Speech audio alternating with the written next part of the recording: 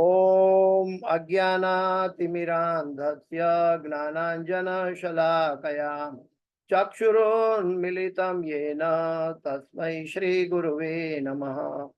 श्रीचैतन्यमनोभीष्टं स्थापितं येन भूतले स्वयं रूपगदा मह्यं ददाति स्वपदान्तिकं। वन्देऽहं श्रीगुरु श्रीयुतापदकमलं श्रीगुरु वैष्णवांश्च श्रीरूपं साग्रजातं सहगणा रघुनाथान्वितं तं सजीवं साद्वैतं सावधूतं परिजन सहितं कृष्ण चैतन्य देवं श्री राधा कृष्ण पादां सहगणा ललिता श्री विशाखान्वितांश्च। हे कृष्ण करुणा सिंधो दीनबंधो जगतपते गोपेश गोपिका कांत राधा कांत नमोस्तुते। तप्त कांचन गौरांगी राधे वृंदावनेश्वरी वृषभानुसुते देवी प्रणमामि हरिप्रिये।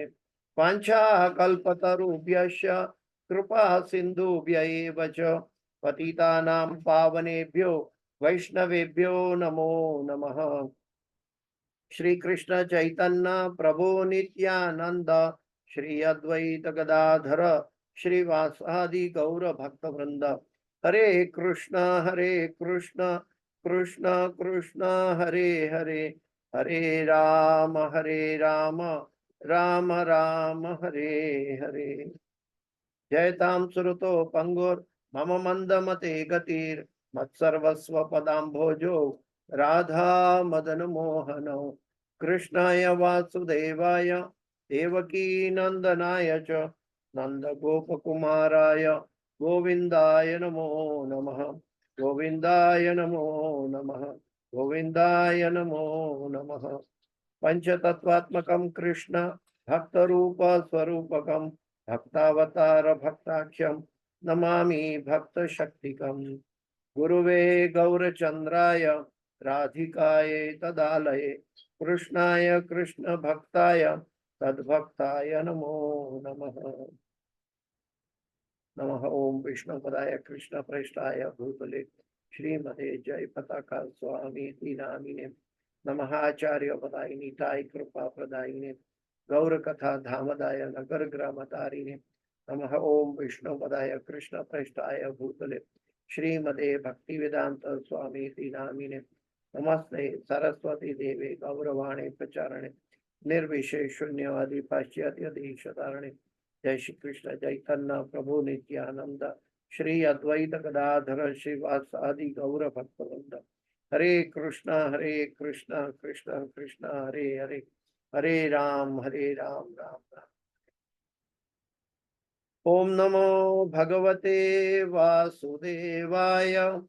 ओम नमो भगवते वासुदेवाय। ओम नमो भगवते वासुदेवाय। नारायणं नमस्कृत्यं नरं चैव नरोत्तमं देवीं सरस्वतीं व्यासं ततो जयं मुदीरयेत्। नष्टप्रायेषु अभद्रेषु नित्यं भागवत सेवया भगवते उत्तम श्लोके भक्तिर्भवति नैष्ठकी।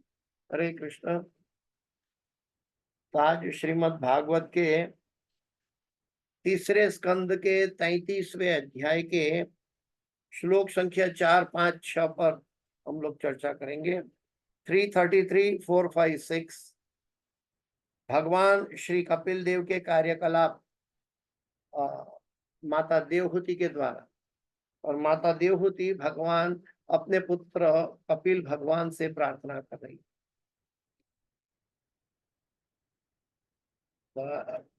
333, 4, 5, 6 सत्वं ब्रुतो मे जठरेण नाथ कथं यस्योदर एतदासीत् विश्वं युगान्ते वटपात्र एक शेते स्म माया शिशुरङ्घ्रिपान।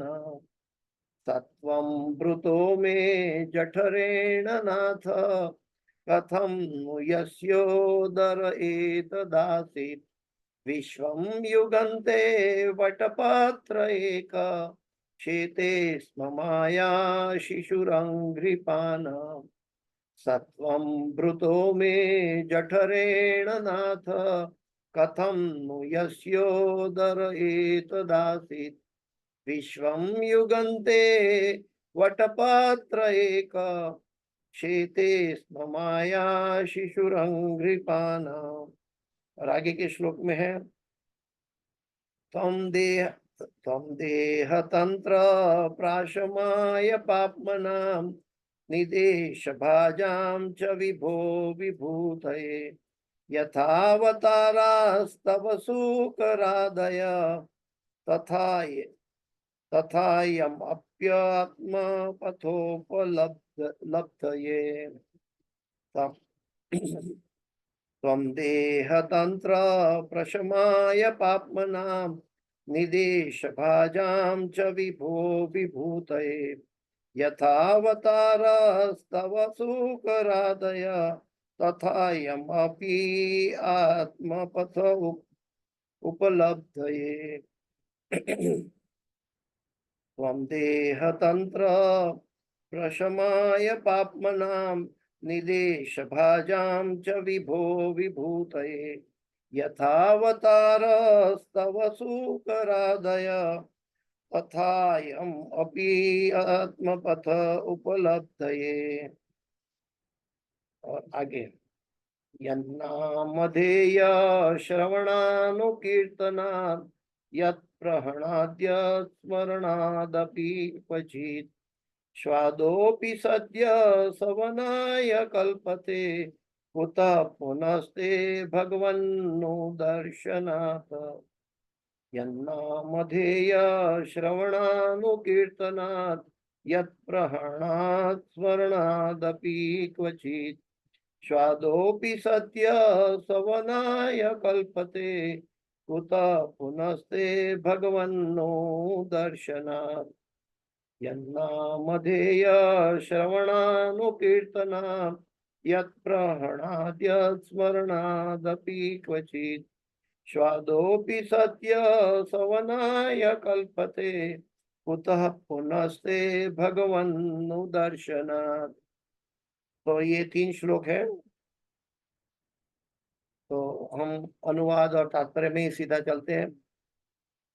अनुवाद और तात्पर्य बाई AC भक्ति वेदांत स्वामी शिला प्रभुपाद महाराज की जय। देवहूति माता अपने पुत्र भगवान कपिल देव को कह रही है। ये तीनों श्लोक के अंदर सब्जेक्ट मैटर जो है, विषय बिल्कुल अलग अलग है। तो इसको ध्यान से देखने का, समझने का कोशिश कीजिए। पहला श्लोक बहुत आनंदपूर्ण है। भगवान को कह रही है माता। अनुवाद और तात्पर्य बाई AC भक्ति वेदांत स्वामी शिला प्रभुपाद महाराज की जय। अनुवाद, आपने मेरे उदर से पूर्ण पुरुषोत्तम भगवान के रूप में जन्म लिया है। हे भगवान, यह उन परमेश्वर के लिए किस प्रकार संभव हो सका जिनके उदर में यह संपूर्ण दृश्य जगत स्थित है। इसका उत्तर होगा कि ऐसा संभव है कि कल्प के अंत में आप वट वृक्ष की एक पत्ती पर लेट जाते हैं और एक छोटे से बालक की भांति अपने चरण कमल के अंगूठे को चूसते हैं। कितना सुंदर दर्शन है।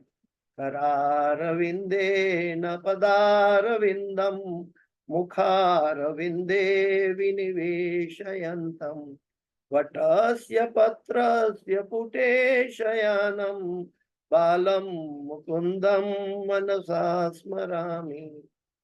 उसी का निरूपण माता कर रही है। मैं फिर से अनुवाद पढ़ता हूं। आपने मेरे उदर से पूर्ण पुरुषोत्तम भगवान के रूप में जन्म लिया है। हे भगवान, यह उन परमेश्वर के लिए किस प्रकार संभव हो सका जिनके उदर में, यानी भगवान के उदर में, यह संपूर्ण दृश्य जगत स्थित है। अनंत कोटि ब्रह्मांड और संपूर्ण दृश्य जगत भगवान के उदर में स्थित है। तो इसका उत्तर होगा कि ऐसा संभव है, क्योंकि कल्प के अंत में जब ब्रह्मा जी के 100 साल पूरा हो जाते हैं, कल्प के अंत में आप वट वृक्ष की एक पत्ती पर लेट जाते हैं। वड, गुजराती में कहते हैं वड, वट वृक्ष की एक पत्ती, उसके पेड़ की एक पत्ती पर भगवान छोटे बनकर लेट जाते हैं और एक छोटे से बालक की भांति अपने चरण कमल के अंगूठे को चूसते हैं। तो अगर भगवान ये कर सकते हैं, कल्प के अंत में महाप्रलय होता है, तब भगवान एक वड की पत्ती पर अपने आप को सीमित बनाकर सो जाते हैं वड की पत्ती पर और अपना ही अंगूठा चूसते हैं। अभी ये पूरे दृश्य जगत उनके उदर में है, भगवान के उदर में है, और वो भगवान माता देवहूति के गर्भ से प्रकट हुए हैं। तो देवहूति माता ये कह रही है कि आपके लिए कुछ भी असंभव नहीं है प्रभु। इसका तात्पर्य में प्रभुपाद जी बहुत मीठा शब्दों में समझा रहे हैं, बहुत सुंदर है वर्णन। प्रलय के समय श्री भगवान कभी कभी एक शिशु के रूप में प्रकट होते हैं, जो प्रलयकाली जल में तैरती बरगद की पत्ती पर लेटा रहता है। उधर में आपका लेटे रहना, माता कह रही है, मेरे उधर में आपका लेटे रहना कोई आश्चर्यजनक नहीं है। आप तो पत्ती पर लेट सकते हो, तो मेरे उधर में भी लेट सकते हो। और ऐसी परिस्थिति में भी आप महाप्रलय के जल में तैरते रहते हो, भगवान तैरते रहते हैं, क्योंकि यह अधिक आश्चर्यजनक नहीं है। अतः आप मेरे उदर में तो लेट ही सकते हैं। आप हमें सिखाते हैं कि जो लोग इस भौतिक संसार में संतान के इच्छुक होते हैं और जो विवाह करने वाले परिवार का सुख उठाना चाहते हैं, उन्हें पूर्ण पुरुषोत्तम भगवान शिशु के रूप में प्राप्त हो सकते हैं। और सबसे आश्चर्यजनक बात तो यह है कि श्री भगवान स्वयं अपना अंगूठा चूसते हैं। तो माता देवहूति माता कह रही है कि भगवान एक तरफ दोनों भगवान की जो महिमा है एक्सट्रीम बता रही है। एक तरफ माता कह रही है कि आपके उदर में, भगवान के उदर में सारा दृश्य जगत, सारे ब्रह्मांड स्थित है, और दूसरी ओर एक वड के पत्ते पर आप लेट जाते हैं और अपने पांव का अंगूठा चूसते हैं। जैसे कि मैया यशोदा को कन्हैया ने अपने मुंह में ब्रह्मांड का दर्शन करवाया। कन्हैया ने, कृष्ण ने जब ब्रह्मांड घाट में माटी खाई थी, तो दाऊ भैया और सभी ग्वाल बाल कहते हैं कन्हैया ने मट्टी खाई है मैया। तो उनके मुंह पर मट्टी लगी हुई थी और मैया कन्हैया के पास आई कि लाला ये तूने क्या किया। और जब भगवान ने मुंह खोल के बताया कि मैया मैंने मट्टी नहीं खाई, देख लो आप। तो जब कन्हैया ने मुंह खोला तो इनके अंदर सारे विश्व का दर्शन यशोदा मैया को हुआ। और वहां तक कि उस विश्व दर्शन के अंतर्गत भी यशोदा मैया और कन्हैया ने अपने आप को अंदर माता यशोदा को दिखाया। तो भगवान के लिए क्या अशक्य है? भगवान असीमित है, असीम है, और भगवान के लिए कोई सीमा की पाबंदी, कोई नीति नियम लागू नहीं होते हैं। वो सभी नीति नियम से पर है। वो जो सोचते हैं वो वेदों की ऋचा बन जाती है। वो जो करते हैं वो धर्म का सिद्धांत बन जाता है। और वो अपनी इच्छा से सभी जीवों के कल्याण के लिए जो कार्य करते दिखाई देते हैं, वो भक्तों के लिए लीला बन जाती है, क्योंकि भगवान लोकहित कार्य करते हैं। अभी इसका एक्सप्लेनेशन, जो बरगद के पेड़ के ऊपर भगवान ने अपना अंगूठा चूसा, उसका एक्सप्लेनेशन बहुत मीठा है। आइए देखते हैं प्रभुपाद जी के साथ। चूंकि सभी ऋषिगण तथा भक्तगण अपनी संपूर्ण शक्ति तथा समस्त कार्यकलापों को श्री भगवान के चरण कमलों की सेवा में अर्पित कर देते हैं। कितना सुंदर कहा, क्योंकि ऋषिगण तथा भक्तगण अपनी संपूर्ण शक्ति या भक्ति की शक्ति तथा समस्त कार्यकलापों को श्री भगवान के चरण कमलों की सेवा में अर्पित कर देते हैं। तो भगवान की सेवा में अनेक अनंत कोटि जीव भगवान की सेवा में लगे हुए हैं। इवन इस भौतिक जगत के अंदर भी, इस दृश्य जगत के अंदर भी कई ऋषिगण, कई मुनिगण और कई भगवान के शुद्ध भक्त भगवान की सेवा में लगे हुए हैं। अतः उनके चरण कमलों के अंगूठों में अवश्य ही कोई दिव्य आनंद होता होगा। तो समझा रहे हैं कि ये जरूरी है कि सब भगवान के चरण कमल में अपनी सेवा अर्पण करते हैं, तो भगवान के चरण कमल में वास्तव में कुछ ना कुछ कोई दिव्य आनंद होता होगा। तो श्री भगवान अपना अंगूठा उस अमृत को चखने हेतु चूसते हैं। श्री भगवान उस अमृत का आस्वादन करने के लिए अपना अंगूठा चूसते हैं। दूसरे शब्दों में सारे भक्तों का, सारे जीवों का, सारे ऋषिगण मुनिगण सभी की सेवा स्वीकारते हैं, लेकिन उसका आस्वादन करते हैं। और चैतन्य महाप्रभु का अवतार भी इसी कारण के विशेष हुआ है, जिसकी आकांक्षा भक्तगण सदैव करते हैं। कदाचित स्वयं पूर्ण पुरुषोत्तम भगवान को आश्चर्य होता है कि उनके भीतर कितना दिव्य आनंद समाया है। अतः अपनी शक्ति का स्वाद चखने के उद्देश्य से कभी कभी वे अपना स्वाद लेते हैं। कितना सुंदर निरूपण किया है प्रभुपाद जी। प्रभुपाद जी एक तरफ मायावादी को संहार करते हैं, शून्यवादी को संहार करते हैं, वही प्रभुपाद जी के हृदय में कितना भगवान के प्रति और भगवान के कार्यकलापों के प्रति उनका हृदय कितना निर्मल दर्शन करता है। हमें भी समझना चाहिए कि हमारा कठोर हृदय को छोड़कर हमारे हृदय में भक्ति की प्रेरणा का स्पंदन होना चाहिए। कठोर तप से हृदय कठोर हो जाता है, लेकिन हम भगवान को भाव और प्रेम से वशीभूत करना चाहते हैं, क्योंकि भगवान चाहते हैं कि मेरे भक्त मुझे प्रेम करें और प्रेम से भगवान वशीभूत होते हैं। तो कठोर हृदय की यहाँ आवश्यकता नहीं है। आराधितो हरि परम ततः तपसा किम, न आराधितो हरि परम ततः तपसा किम, अंतर बहिर यदि हरीश ततः तपसा किम, न अंतर बहिर यदि हरीश ततः तपसा किम।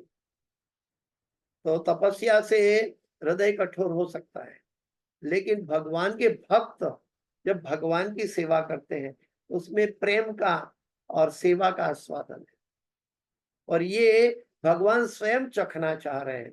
इसलिए भगवान ने सोचा कि सभी भक्तगण मेरे चरण में सेवा अर्पित करते हैं, मुझे देखना है कि ये सेवा में क्या आनंद है, इसका क्या अनुभव किया जा सकता है। इसलिए भगवान बरगद के पेड़ पर अपना ही अंगूठा चूसते हैं। दूसरे शब्दों में भक्तों की सेवा सहृदय ग्रहण करते हैं।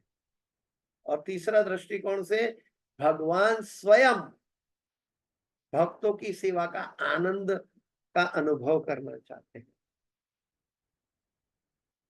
भगवान श्री चैतन्य महाप्रभु साक्षात श्री कृष्ण है, किंतु वे एक भक्त के रूप में प्रकट होते हैं, जिससे कि वे समस्त भक्तों में सर्वोपरि श्रीमती राधा रानी का हृदय का द्वारा किया गया सेवा का पान किए जाने वाले भगवान श्री कृष्ण में समाहित मधुर रस का आनंद पा सके। भगवान ने भी देखा कि मैं श्रीमती राधा रानी का जो सेवा और प्रेम है मेरे प्रति, उसका ऋण मैं कभी नहीं चुका पाऊंगा। राधा रानी ने कहा कि हे प्रभु, आप आ गए मेरे ऋण में। तो भगवान कहते हैं कि मैं तो किसी का ऋण रखता नहीं हूं। तब भगवान ने राधा रानी को कहा कि नहीं राधे, कली में एक ऐसा अवतार होगा जिसमें मेरा शरीर तो कृष्ण का रहेगा और मैं राधा का हृदय लेकर अवतार लूंगा और श्री कृष्ण चैतन्य के नाम से जाना जाऊंगा। और वो चैतन्य महाप्रभु श्रीमती राधा रानी का हृदय लेकर राधा रानी के हृदय के प्रेम के आस्वादन का अनुभव अपने वक्ष में करना चाहते थे। जैसे कि यहाँ वट वृक्ष के पेड़ पत्ते पर लेटे हुए कन्हैया गोपाल अपना अंगूठा चूस रहे हैं, भक्तों की सेवा का आनंद ले रहे हैं। यानी कि जो चैतन्य महाप्रभु कहते हैं अपने शिक्षाष्टक में कि दिव्य भक्ति में, दिव्य आनंद में कैसा है, आनंदम बुद्धिवर्धनम प्रतिपदम पूर्णामृता स्वादनम। भौतिक जगत में क्या है, पदम पदम यद विपदाम न तेषाम, लेकिन आध्यात्मिक जगत में क्या है, आनंद की सीमा नहीं है। आनंद की प्रतिस्पर्धा चलती है भक्त और भगवान के बीच में। भक्त और भगवान दोनों आनंद लेना चाहते हैं और दोनों के बीच में प्रतिस्पर्धा चल रही है। तो यही बात हो रही है कि करार विंदे न पदार विंदम मुखार विंदे विनिवेशयंतम वटस्य पत्रस्य पुटे शयानम बालम मुकुंदम मनसा स्मरा। और वही चैतन्य महाप्रभु जो पहले कोई भी अवतार ने जो कार्य नहीं किया, वो कार्य जारे देखो तारे को कृष्ण उपदेश करके सभी को कृष्ण भक्ति का रसास्वाद करवा दिया राधा रानी के हृदय ने। स्वयं भगवान अपने आप को खोज नहीं पा रहे थे और राधा रानी का हृदय कृष्ण के जरिए सभी जीव को कृष्ण प्रेम प्रदान कर रही। आइए दूसरे श्लोक में देखते हैं, क्योंकि ये तीसरा श्लोक काफी लंबा है तो हम थोड़ा जल्दी से जाएंगे दूसरे श्लोक में। हे भगवान, आपने पतितों के पाप पूर्ण कर्मों को घटाने तथा उनकी भक्ति एवं मुक्ति के ज्ञान को बढ़ाने हेतु यह शरीर धारण किया है। क्योंकि ये पापात्मा है, आपके निर्देश पर आश्रित है, अतः आप स्वेच्छा से सुकर तथा अन्य रूपों में अवतरित होते हैं। इसी प्रकार आप अपने आश्रितों को दिव्य ज्ञान वितरित करने हेतु प्रकट हुए हैं। गीता में तो कहते हैं परित्राणाय साधुना विनाशाय च दुष्कृता धर्म संस्थापनार्थाय संभवामि युगे युगे।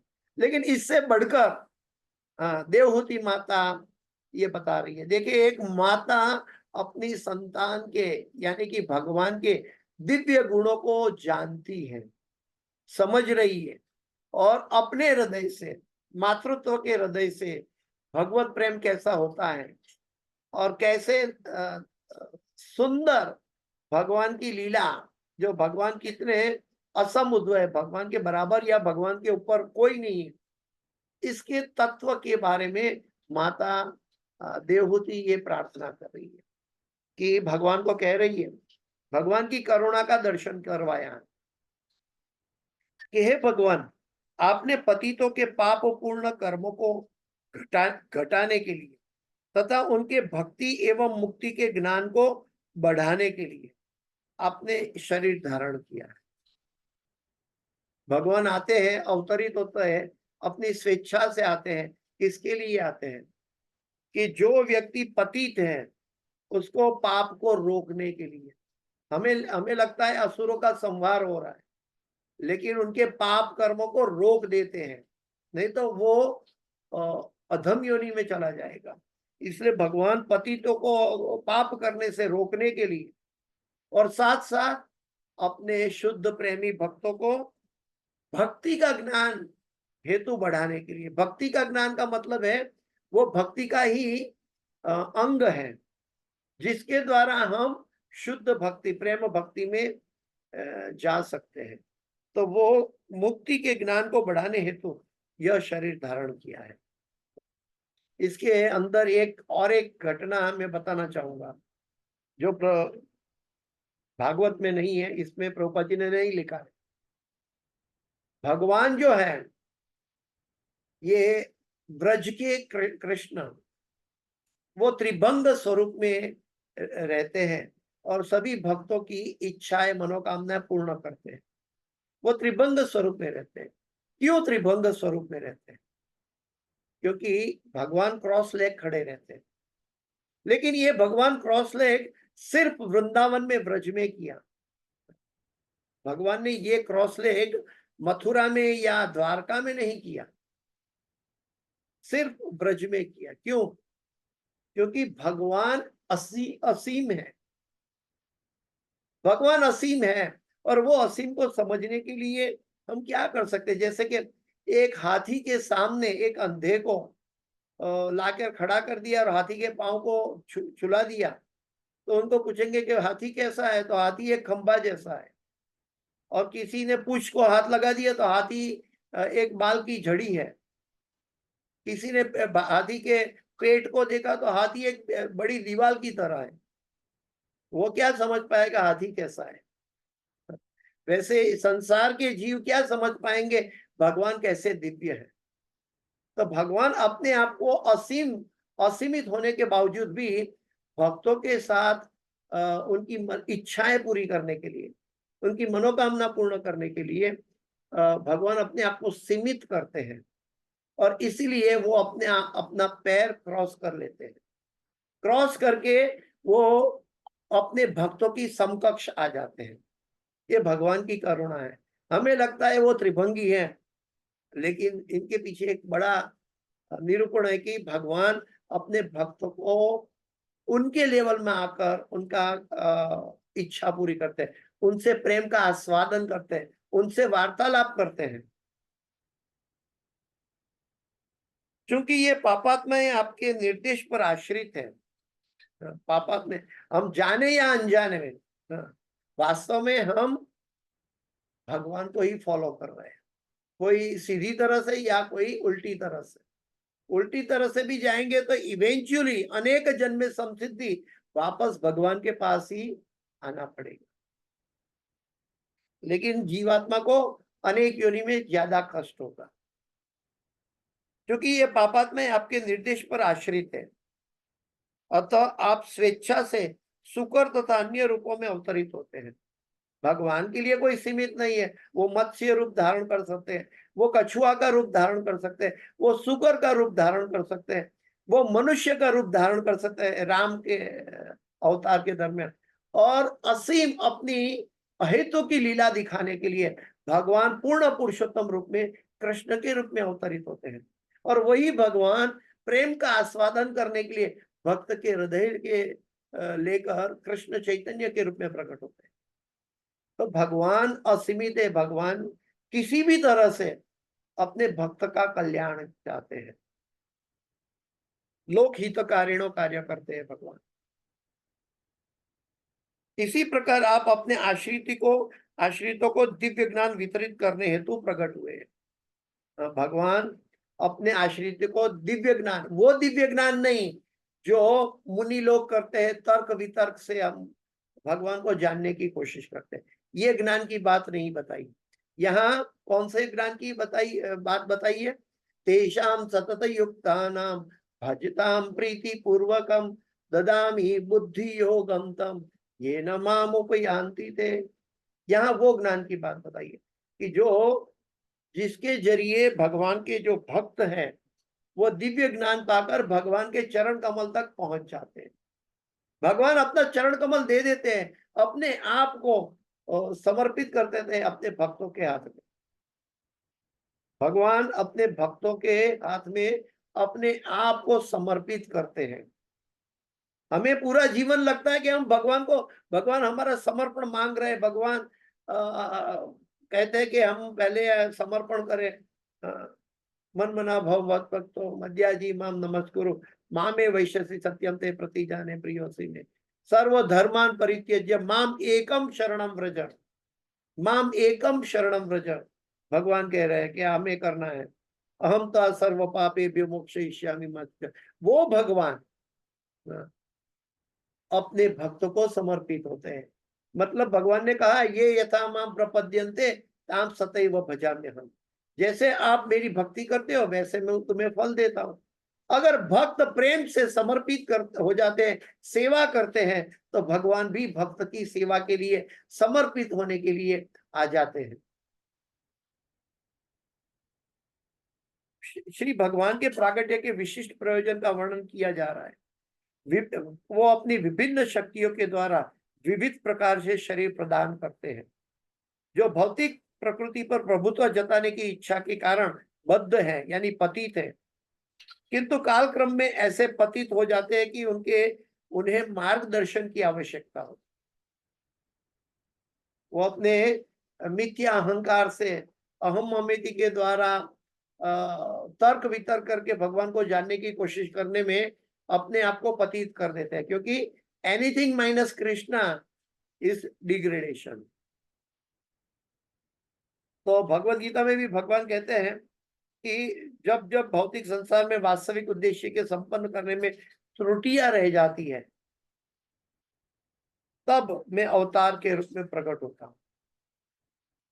भगवान हमारी त्रुटियां को सुधारने के लिए, और हमारा जीवन हमें इसीलिए मिला है कि हम अपनी त्रुटियां सुधारें, तब हम भगवान की अवतार की सहायता कर रहे हैं, तब हम भगवान के दिए हुए ज्ञान का पालन कर रहे हैं, जब हम अपनी त्रुटियां सुधारेंगे।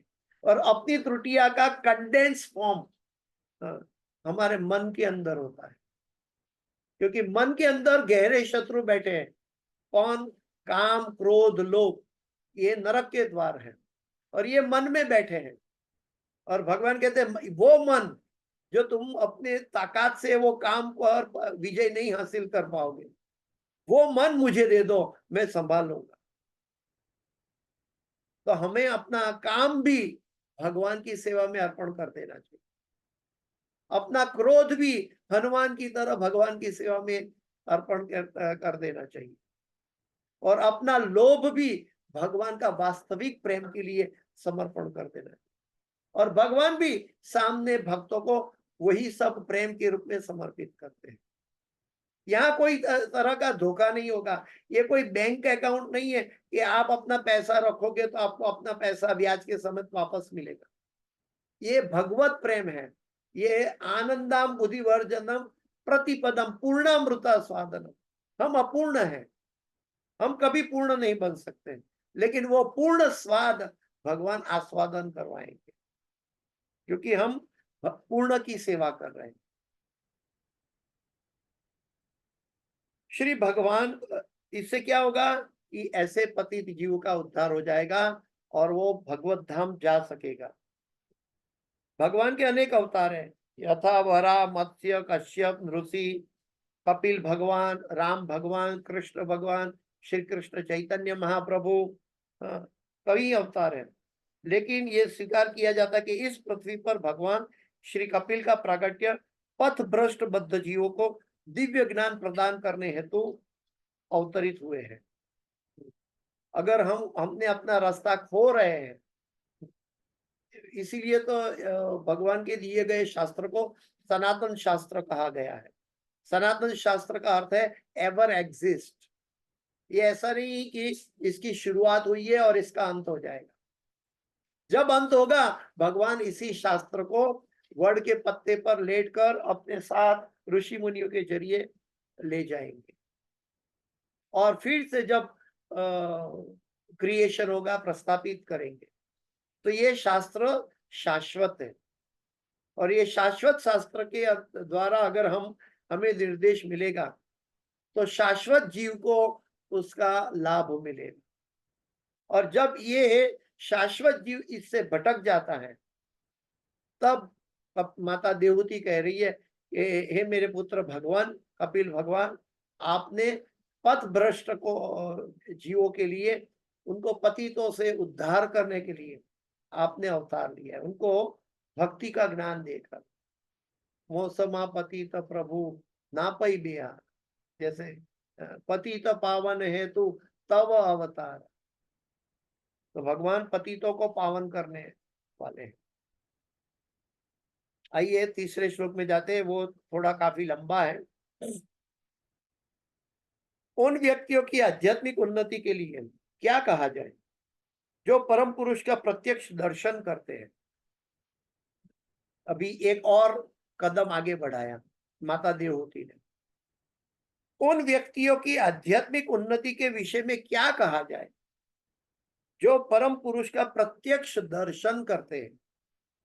यदि कुत्ता खाने वाले परिवार में उत्पन्न व्यक्ति भी श्री भगवान के पवित्र नाम का एक बार उच्चारण करता है अथवा उनका कीर्तन करता है, उनकी लीलाओं का श्रवण करता है, उन्हें नमस्कार करता है या कि उनका स्मरण करता है, तो वह तुरंत वैदिक यज्ञ करने हेतु योग्य बन जाता है। इसकी महत्ता बताइए यहाँ पे कि भगवान शारीर के आधार पर वर्णाश्रम व्यवस्था नहीं, हमारे गुण और कर्म के आधार पर है। यहाँ पे बताया कि उन व्यक्तियों की आध्यात्मिक उन्नति के विषय में क्या कहा जाए। एक वर्ग है जो भगवान से प्रत्यक्ष दर्शन करते हैं, वो एक लेवल की बात बताई। यदि दूसरी ओर यदि कुत्ता खाने वाले परिवार में भी कोई व्यक्ति भगवान का पवित्र नाम की महिमा है, पवित्र नाम का एक बार भी उच्चारण करता है, शुद्ध भक्ति अगर भाव से उच्चारण करता है और कीर्तन करता है, तो उनकी लीलाओं का श्रवण करता है, भगवान की लीलाओं का श्रवण करता है, यानी कि श्रवण कीर्तन स्मरण तीनों आ गया। इवन निम्न कोटि के पतित जीव भी भगवान का नाम उच्चारण करता है, भगवान के महिमा के बारे में श्रवण करता है, तो वो वैदिक यज्ञ यानी कि ब्राह्मण के तुल्य बन जाता है और उसके बाद वो वैष्णव कहलाता है। प्रभुपाद जी के तात्पर्य काफी लंबा है इसके अंदर और प्रभुपाद जी ने बहुत अच्छे से समझाया। उन भगवान को नमस्कार करता है, उनका स्मरण करता है, वह तुरंत वैदिक यज्ञ करने हेतु योग्य बन जाता है। कई बार भारत में प्रभुपाद जी को क्रिटिसाइज किया कि आपने तो यावन लोगों को ब्राह्मण बना दिया, तो ये कैसे संभव है। तो भक्तिवेदांत स्वामी श्रील प्रभुपाद जी ने पूर्ववर्ती आचार्य श्री सनातन गोस्वामी के द्वारा लिखा गया हरि भक्त विलास के को कोट करके बताया कि कोई व्यक्ति अपना हेतु और उद्देश्य बदलता है वो स्वीकार्य है, और वही भगवान कहते हैं कि इवन पाप योनि में भी अगर कोई मेरी भक्ति करता है तेपी यान्ति पराम गति, स्त्रियो वैश्य तथा शूद्र तेपी यान्ति पराम गति। तो भगवान की भक्ति में हम कहाँ हैं, कौन से जाति में पैदा हुए, उससे मतलब नहीं है, लेकिन हम भगवान से जुड़े हुए हैं कि नहीं। एक तरफ एक वर्ग है भगवान का साक्षात दर्शन कर रहा है, दूसरी ओर है पतित जीव पथ भ्रष्ट होकर पतित होने जा रहा है, आसुरिक प्रवृत्तियों में लगे हैं। ऐसे लोगों को भगवान स्पेशल डिस्काउंट देते हैं। कलयुग में सब ऐसे लोग हैं और इसके लिए स्पेशल डिस्काउंट है। कलयुग का युग धर्म है हरिनाम संकीर्तन, और कहते हैं कि श्री भगवान ने पवित्र नाम एक बार उच्चारण करता है अथवा उनका कीर्तन करता है, उनकी लीलाओं का श्रवण करता है या उनको नमस्कार करता है, भगवान को नमस्कार करता है या उनका स्मरण करता है, तो वह तुरंत वैदिक यज्ञ करने के लिए योग्य ब्राह्मण बन जाता है। आइए प्रभुपाद जी के तात्पर्य के साथ चलते हैं। प्रभुपाद जी कहते हैं कि यहाँ परमेश्वर के पवित्र नाम के कीर्तन श्रवण तथा स्मरण के आध्यात्मिक शक्ति पर अत्यधिक बल दिया गया है। नवदा भक्ति में ये तीन मुख्य है, श्रवणम कीर्तनम विष्णु स्मरणम पाद सेवनम, वंदनम वंदनम अर्चनम दास्यम साक्ष्यम आत्मनिवेदन। तो कहने का तात्पर्य है कि श्रवण बहुत महत्वपूर्ण है। जो व्यक्ति अहंकारी है, वो व्यक्ति के अंदर ऐसे गुण होता है कि वो किसी का सुनेगा नहीं, वो सोचेगा मैं जो कर रहा हूं वो ठीक कर रहा हूं। लेकिन जो भगवत प्रेमी है, जो लालसामय है भगवत प्रेम के लिए, जो जिज्ञासु है, जो ज्ञानी है, वो भगवत हरि चर्चा की, भगवान की लीलाओं की रस का आस्वादन सुनना चाहता है, सुनकर फिर दूसरों को बताता है, और फिर जब अकेले होते हैं वही बात का स्मरण करता है। ये एक साइंटिफिक साइकिल है हमारा शरीर में। जब हम योग्य दृष्टि से, योग्य दृष्टिकोण से सुनेंगे तो हम योग्य भाव में बता पाएंगे, और तब उसका योग्य जिस्ट हमारे मन में, हृदय में, हमारी चेतना में समझ पाएंगे। तो स्मरण बहुत महत्वपूर्ण है। स्मरण में डुप्लीसिटी नहीं हो सकती। श्रील रूप गोस्वामी ने भक्ति रसामृत सिंधु में प्रमाणित किया है कि जो लोग भक्ति योग में संलग्न रहते हैं वे समस्त पाप कर्मों के फलों से मुक्त हो जाते हैं। श्रीमद् भगवत गीता द्वारा इसकी पुष्टि होती है। श्री भगवान कहते हैं कि जो उनकी शरण में आता है उसका दायित्व वे अपने ऊपर ले लेते हैं। सर्वधर्मान परित्यज्य माम एकम शरणम व्रज अहम त्वा सर्व पापेभ्यो मोक्षयिष्यामि मा शुचः।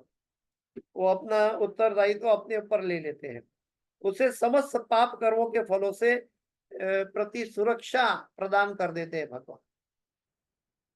यदि केवल पूर्ण पुरुषोत्तम भगवान के नाम में के कीर्तन मात्र से पाप कर्मों के फल इतनी जल्दी धुल जाए तो फिर उन पुरुषों का क्या कहना जो प्रत्यक्ष दर्शन करते हैं। अगर भगवान को समर्पित होने से भगवान हमें पाप कर्मों से सुरक्षित बना देते हैं। देखिए इस जगत के अंदर कहा गया है कि आप ब्रह्म भुवना लोका पुनरावर्तिनो अर्जुन माम उपेत्य तो कौन्तेय पुनर्जन्म न विद्यते। बाकी तो पुनरावर्तन होने वाला है 84 लाख योनि, लेकिन जो भगवान की शरण में जाता है उसमें क्या क्या फर्क पड़ता है, क्योंकि हर एक जीव अपने पाप कर्मों का फल भोग रहा है, और ये फल भोगने के लिए उनको कोई रोक नहीं सकता, वो स्वयं भी रोक नहीं सकता। उनको वही चैनल के अंदर जाना ही पड़ता है कर्म फल के लिए। जो कर्मठ है उसको कर्म फल भोगना ही पड़ेगा। लेकिन भगवान के भक्त जो है वो चतुर होते हैं। भगवान के भक्त चतुर हैं, वो भगवान को समर्पित हो जाते हैं। जब वो भगवान को समर्पित हो जाते हैं तब उसके पाप कर्मों के फलों की श्रृंखला वहीं पे अटक जाती है, और वहीं से भगवान का संरक्षण चालू हो जाता है। और जब भगवान संरक्षण दे दे तो अहम तो सर्व पापेभ्यो मोक्षयिष्यामि मा शुचः, ऐसा इंश्योरेंस और कौन दे सकता है।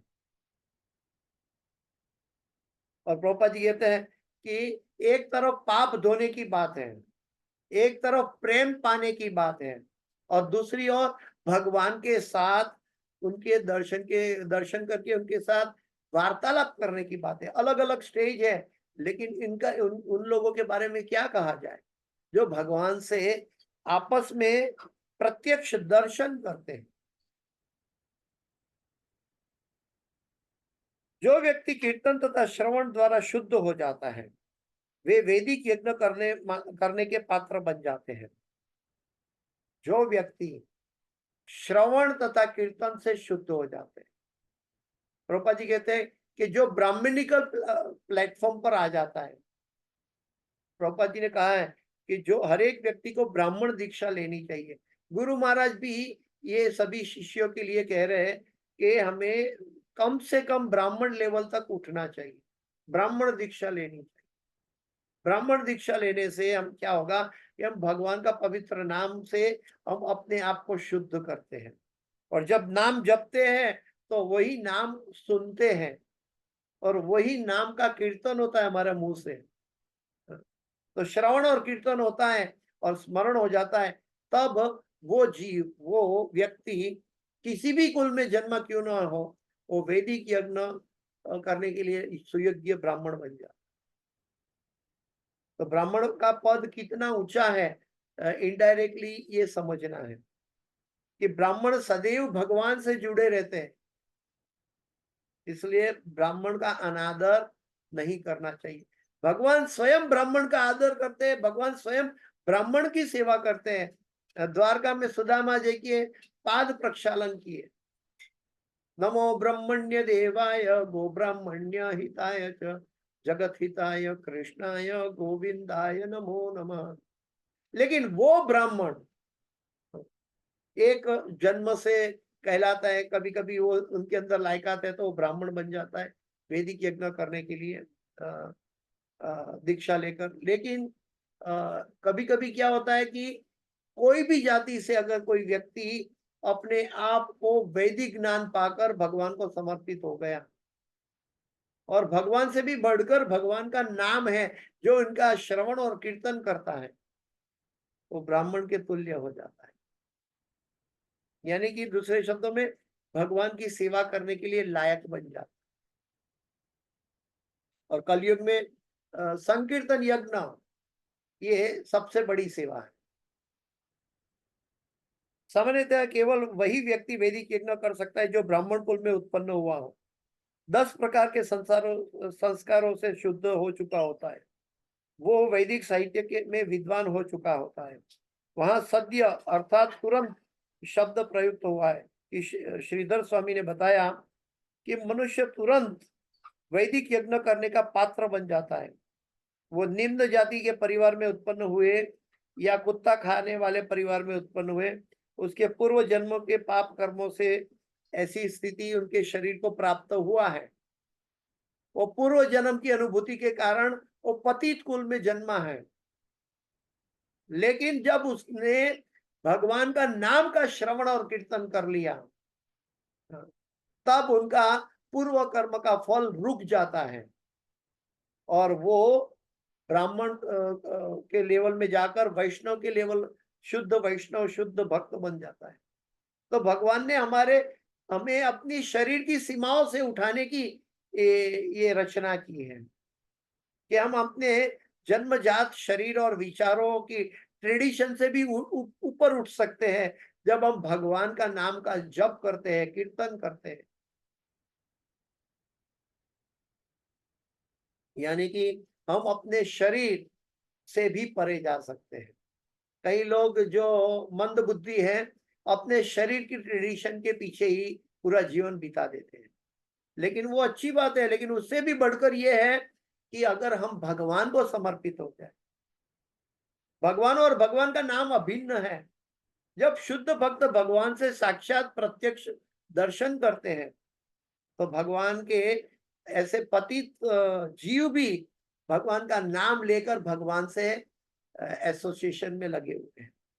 वास्तव में जो हरे कृष्णा कृष्णा कृष्णा हरे हरे, हरे राम राम राम हरे हरे, ये भगवान के साथ जीव की एक रास लीला का दर्शन है।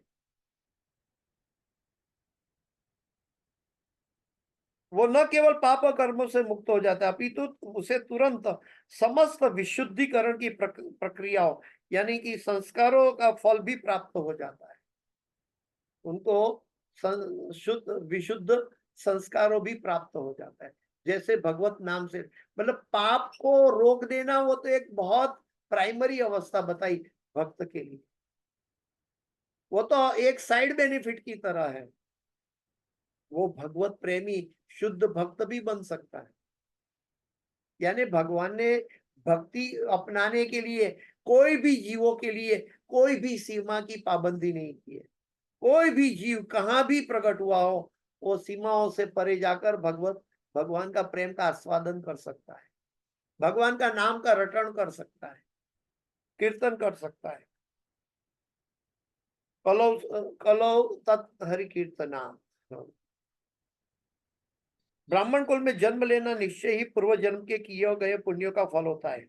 यानी कि पूर्व जन्म में पुण्य कर्म है, अच्छे कर्म है, तो जरूर वो ब्राह्मण कुल में जन्मा है, तो उनको आदर देना जरूरी है। ब्राह्मण के कुल में उत्पन्न हुआ एक बालक और अधिक शुद्ध होते हेतु यज्ञोपवीत संस्कार किए जाते हैं। तो ब्राह्मण को भी जन्म के पर्यंत यज्ञोपवीत संस्कार दिया जाता है। यानी कि वो अपने ब्राह्मण कुल की परिस्थिति से भी ऊपर उठा है, ऊपर उठने का संस्कार दिया जाता है, यज्ञोपवीत। ठीक इसी तरह किसी भी योनि में जन्मा हुआ मनुष्य अपने पाप कर्मों की श्रृंखला के अनुसार वो जन्मा है, लेकिन वो भगवान से जुड़कर अपने आप को उच्च स्तर के संस्कारों पर जा सकता है। किंतु यदि कोई श्री भगवान के पवित्र नाम का कीर्तन करता है, तो भले वो चांडाल हो, कुत्ता खाने वाले चांडाल कुल में क्यों न जन्म ले, उसे किसी शुद्धिकरण की आवश्यकता की जरूरत नहीं पड़ती। वो सीधा भगवत का नाम जप कीर्तन के द्वारा शुद्ध हो जाता है और विद्वान ब्राह्मण के समान हो जाता है। विद्वान ब्राह्मण, प्रभुपाद जी समझा रहे हैं कि जो ब्राह्मण कुल में जन्मा है और यज्ञोपवीत लेकर भी यज्ञोपवीत आरोहण नहीं किया है, तो वो ब्राह्मण बंधु कहलाए।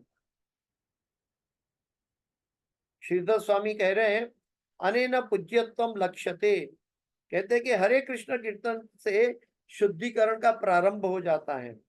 और यदि बिना अपराध कोई श्री भगवान के पवित्र नाम का जप करता है बिना अपराध, तो वह तुरंत ब्राह्मण से भी श्रेष्ठ बन जाता है। ब्राह्मण से भी वो श्रेष्ठ बन जाता है अगर कोई शुद्ध नाम का जप करता है। इसलिए पूज्यत्वम शब्द बताया श्रीधर स्वामी ने कि वो पूज्य बन जाता है, तो वो अत्यंत विद्वान ब्राह्मण के तुल्य आदरणीय बन जाता है, पूज्य बन जाता है। यदि केवल भगवत नाम के कीर्तन से कोई तुरंत पवित्र हो जाता है, तो फिर उन लोगों का क्या कहना, उन सब का क्या कहना जो भगवान श्री कृष्ण का प्रत्यक्ष दर्शन करते हैं, प्रत्यक्ष उससे वार्तालाप करते हैं और श्री भगवान के अवतरण को समझते हैं। देवहूति माता अपनी बात भी कह रही है कि मुझे तो भगवान के साथ वार्तालाप करने का मौका मिला। हाँ, जिस प्रकार देवहूति भगवान श्री कपिल को समझाती है। अभी गुरु का महत्व यहाँ बताया प्रभुपाद जी, हम सबके लिए हर एक चीज को एनालिटिकली समझाते कि हम कोई भी कनेक्शन को मिस न कर दे। प्रभुपाद जी कहते हैं कि दीक्षा शिष्य को निर्देशित करने वाले प्रामाणिक आध्यात्मिक गुरु पर निर्भर करती है, गुरु पर निर्भर करती है शिष्य की दीक्षा। यानी कि हम कभी ऐसा नहीं कह सकते कि मैंने हरिनाम दीक्षा लिया है, मैंने ब्राह्मणिकल दीक्षा ली।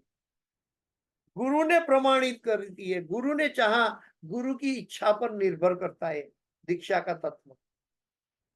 इसीलिए तो प्रभुपाद जी कहते हैं कि मैंने उनके शिष्यों को कहा, मैंने आप सबको सौभाग्यशाली बनाया, मैंने आपको सौभाग्य दिया। ये गुरु तत्व है। गुरु तत्व बताते हैं कि गुरु शिष्य को स्वीकार करते हैं उनके कर्मों के सही। ये गुरु पर निर्भर करता है। गुरु महाराज भी हमें प्रभुपाद जी का एग्जाम्पल देकर, शास्त्र का एग्जाम्पल देकर कहते हैं कि हमारा जो भी आध्यात्मिक उन्नति है ये गुरु के ऊपर निर्भर करता है। गुरु की करुणा है, गुरु की कृपा है। जैसे कि कुत्ता खाने वाले परिवार के लोग भी हरिनाम कर सकते हैं, हम इंडिया में बैठे हुए भी प्रभुपाद जी के शिष्य जो अमेरिका में जन्मे हैं उसको पा सकते हैं और उसके जरिए हरिनाम ले सकते हैं। ये सब गुरु की और भगवान की महिमा है। तो यहाँ पे प्रभुपाद जी कहते हैं कि यदि कहते हैं कि गुरु देखते हैं कि अगर शिष्य दक्ष है, शिष्य योग्य है, उनका मनोभाव योग्य है, तो उनको वो दीक्षा ग्रहण करवाते हैं। यानी कि हम दीक्षा के पूर्व भी 1 साल तक जब हम हरिनाम करते हैं, हाँ, और साधु गुरु शास्त्र के नियमों का पालन करते हैं, तब जाकर गुरु दीक्षा देते हैं। गुरु वो शिष्य के अंदर देखते हैं कि ये लायक बनने की कोशिश कर रहा है, मुझे उनको मदद करनी चाहिए, और तब गुरु शिष्य पर करुणा प्रकट करते हैं। तो दीक्षा ये गुरु की करुणा है। और आगे कहते हैं कि तब ऐसी दीक्षा पाकर हम आगे जाकर शुद्ध हो जाते हैं, तो यज्ञोपवीत संस्कार भी गुरु देते हैं, और ये यज्ञोपवीत संस्कार 100% ब्राह्मण के तुल्य हो जाता है। तो प्रभुपाद जी इसका रेफरेंस दे रहे हैं। प्रभुपाद जी ऐसा नहीं कह रहे कि ये मेरे मनोधर्म की बात कर रहा हूँ। प्रभुपाद जी जो भी एक एक वाक्य दिया उसके लिए शास्त्रों का और पूर्ववर्ती आचार्यों का प्रमाण दिया, ताकि वो कोई व्यक्ति इसको ध्वंस न कर सके। और इसी प्रमाण आज हम इस्कॉन हर क्षण बढ़ रहा है। क्यों? क्योंकि हर एक चीज के पीछे, हर एक नियम के पीछे साधु गुरु शास्त्र का प्रमाण है। यहाँ पे प्रभुपाद जी कहते हैं कि श्रील सनातन गोस्वामी ने जो पुस्तक बताया हरि भक्त विलास, तो हरि भक्त विलास में बताया कि जिस प्रकार रासायनिक विधि से कांसा, बेल मेटल जो कहते हैं, जो घंटे की धातु कहलाती है, कांसा बहुत महंगी है, बेल मेटल कहते हैं उसको इंग्लिश में। वो रासायनिक विधि से वो बेल मेटल को सोने में परिवर्तित किया जा सकता है। रासायनिक केमिकल रिएक्शन से बेल मेटल को गोल्ड बनाया जा सकता है। ठीक उसी तरह कोई व्यक्ति को दीक्षा विधान के द्वारा ब्राह्मण या शुद्ध वैष्णव में भी परिवर्तित किया जा सकता है। यह हरिभक्त विलास में बताया गया। कदाचित कहा जाता है कि कीर्तन द्वारा मनुष्य अपने आप को शुद्ध करता है और अगले जन्म में किसी ब्राह्मण परिवार में जन्म लेकर सुधर जाता है अथवा संस्कारित होता है। यह तो गुरु के निर्णय पर निर्भर करता है कि किसी ने ब्राह्मण के गुण प्राप्त कर लिए हैं या नहीं। ये गुरु पर आधारित होता है कि गुरु देख सकते हैं। गुरु जब शिष्य को देखते हैं तो उनके अंदर के सभी गुणों को गुरु दर्शन कर सकता है, और गुरु उनको आध्यात्मिक उन्नति प्रदान करने हेतु तो उनके लिए जो लायक है, जो लेवल है, वो लेवल से आगे बढ़ने के लिए उनको मौका देते हैं गुरु। यानी कि हर एक जीव को भगवान की ओर ले जाने का गुरु उत्तरदायित्व लेते हैं।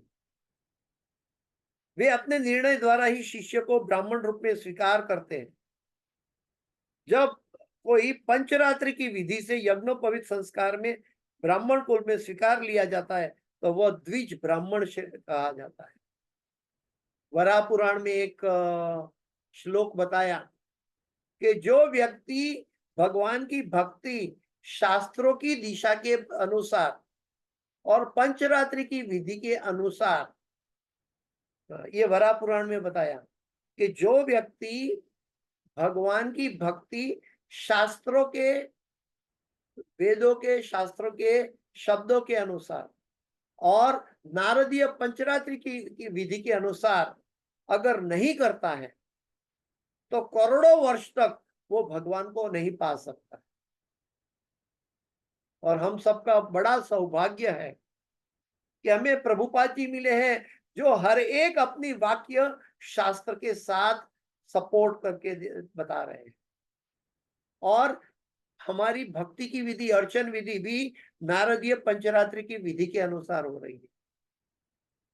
मंदिर में जो आरती पूजा विधि होती है एग्जैक्टली नारदीय पंचरात्रि विधि के अनुसार हो रही है। यानी कि प्रभुपाद जी हमें जो वराह पुराण में निर्देश दिए गए हैं उसके अनुसार हमें भक्ति में आगे लेके जा रहा है। ये कोई हौच-पौच भक्ति या देखा देखी भक्ति या प्रतिनिधि प्रतिस्पर्धा की भक्ति नहीं है। प्रभुपाद जी कहते हैं कि मुझे लाखों शिष्य की जरूरत नहीं है, लेकिन मुझे ऐसा शिष्य चाहिए कि जो लाखों को भगवत प्रेम, भगवत भक्ति दे सके। मुझे लाखों लोगों की आवश्यकता नहीं।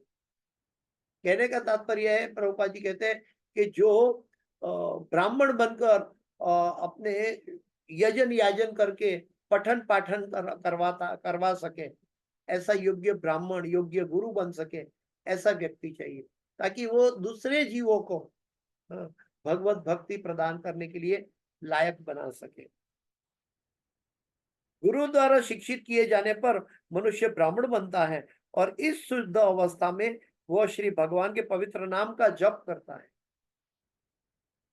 फिर प्रगति करता हुआ वह योग्य वैष्णव बन जाता है, जिसका अर्थ है कि उसने पहले से ब्राह्मण की योग्यता प्राप्त कर ली है।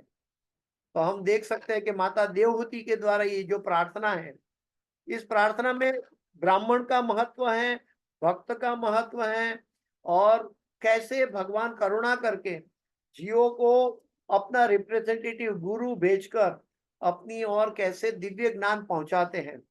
एवं परंपरा प्राप्तम इमं राजर्षयो विदुः, कैसे ये सनातन धर्म का दिव्य ज्ञान जीवों तक भगवान पहुंचाता है गुरु के द्वारा।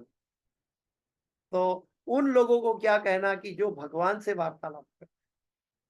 तो देवहूति माता भगवान की करुणा का दर्शन कर रही है, जब अपने पुत्र से बात करती है उनके अंदर वात्सल्य भाव के साथ साथ एक भक्त का भाव है, और उनका पुत्र के अंदर माता के साथ निर्देशन करते हुए भक्त वत्सल का भाव है।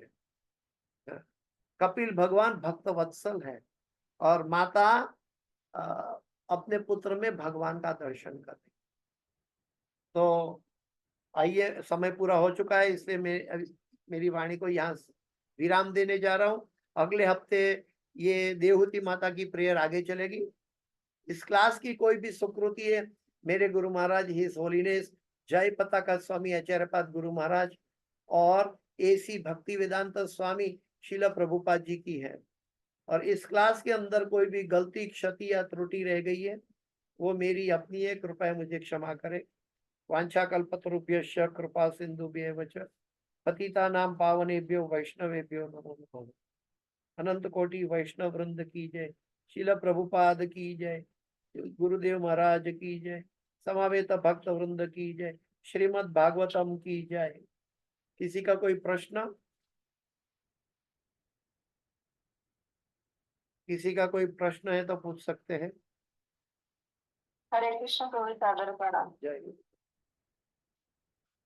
प्रभु बहुत अच्छा जो बताया आपने कि देवहूति माता ने कैसे पुत्र अपने भगवान कपिलदेव को स्तुति किए कि प्रभु सब पाप कर्म से तो हम अपने कम करने के लिए बोले हैं कि भक्ति और मुक्ति और सब ज्ञान भी प्रदान किए, तो ये शरीर धारण करके हम फिर क्या करें? उन्होंने जो पूछा आपने भी बहुत अच्छी तरह उसको भी समझा है। एक मुझे डाउट था, पूछ रही हूँ। 6 नंबर, एक मिनट प्रभु जी, मुझे 1 मिनट दीजिए, मैं निकाल के बता रही हूँ।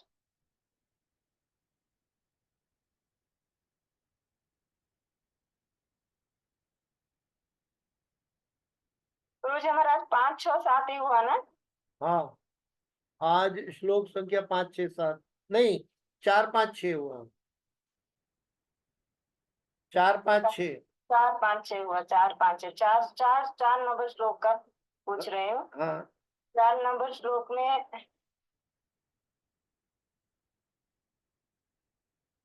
4 नंबर श्लोक में ये जो बताया है कि जो भौतिक संसार में बच्चों से बहुत प्रेम करते हैं और इसलिए फिर संतान के साथ पारिवारिक जीवन का आनंद लेते हैं।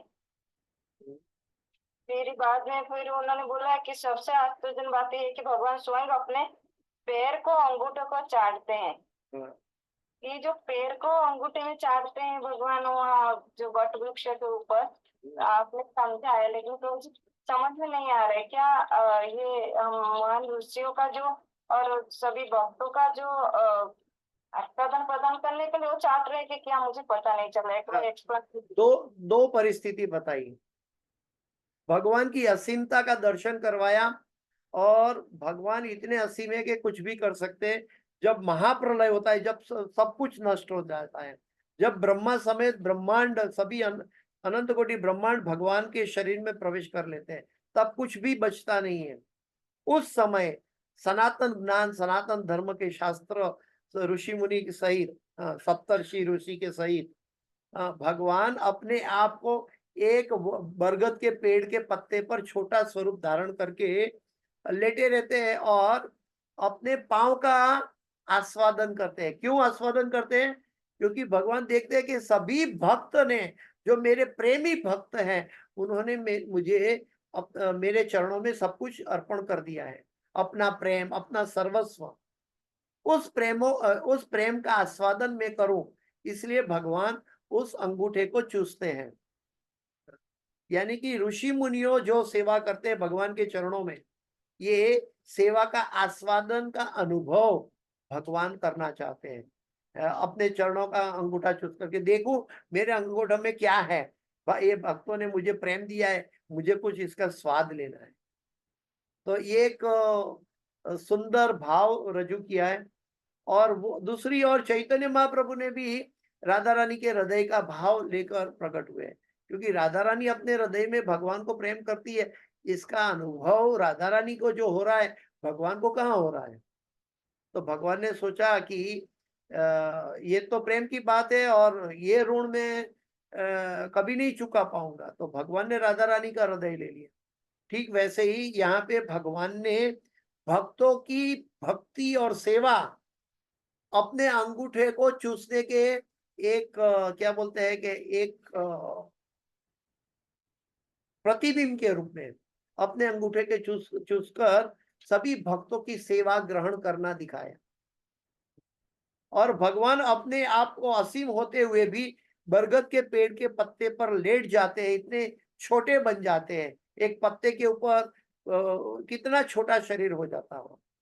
ऐसे भगवान, देवती माता कहती है कि अगर आप बरगद के पेड़ के ऊपर लेट सकते हो तो मेरे गर्भ में भी आप लेटे, उसमें कोई बड़ी बात नहीं है, आश्चर्यजनक बात नहीं है। आप असीम से असीम हो और सूक्ष्म से सूक्ष्मतम, अणु तो अणियाम महतो महियान। आप बड़े से बड़े हो सकते हो, आप छोटे से छोटे भी हो सकते हो। तो माता देवती समझ रही है कि भगवान अपनी करुणावश ये कार्य कर रहे हैं, जैसे गुरु करुणावश हमें दीक्षा देते हैं। नहीं तो गुरु को क्या जरूरत है कि हमारे पाप कर्मों का झोला वो संभाले और वो सफर हो और हमारी उन्नति के लिए हमें आगे ले जाए। गुरु को क्या जरूरत है। ये भगवान की करुणा हम तक पहुंचाते हैं। गुरु का हृदय भगवान की करुणा लेकर आता है। तो ये चीज है कि भगवान अपना अंगूठा चूसते हैं, यानी कि भक्तों की सेवा ग्रहण करते हैं। ये उसका प्रमाण है। इसलिए वर्ग और दूसरी ओर देखे तो बड़े से बड़े असीम भी है, सभी अनंत कोटि ब्रह्मांड भगवान के उदर में भी हैं। लेकिन वो भगवान के उदर में जो भगवान के उदर में अनंत कोटि दृश्य जगत और ब्रह्मांड है, वो भगवान मेरी उदर में है। देवती माता कह रही, मेरी उदर से आपने जन्म लिया, क्योंकि भगवान देवती माता के पुत्र के रूप में आए। तो माता कहती है कि मैं समझ सकती हूँ कि आप सब कुछ करने के लिए असीमित हैं। आप अनंत कोटि ब्रह्मांड को अपने उदर में धारण कर सकते हैं और मेरे जैसे एक सामान्य नारी के पेट के गर्भ में भी आप प्रवेश कर सकते हो। तो भगवान के लिए कोई सीमा नहीं है। ठीक है माता जी। तो हरे कृष्ण को सागर बनाओ, यही जानना चाहते थे कि वो भक्तों का आस्वादन लेना चाहते थे भगवान, इसीलिए वो उनको चार्ज करते हैं। प्रभु जी का किचन समझा तुझे अच्छा रहेगा, इसलिए अच्छा लगा। प्रभु जी बहुत अच्छा था, इसमें फ्लोर जय गुरु। बहुत अच्छा। और किसी का कोई प्रश्न?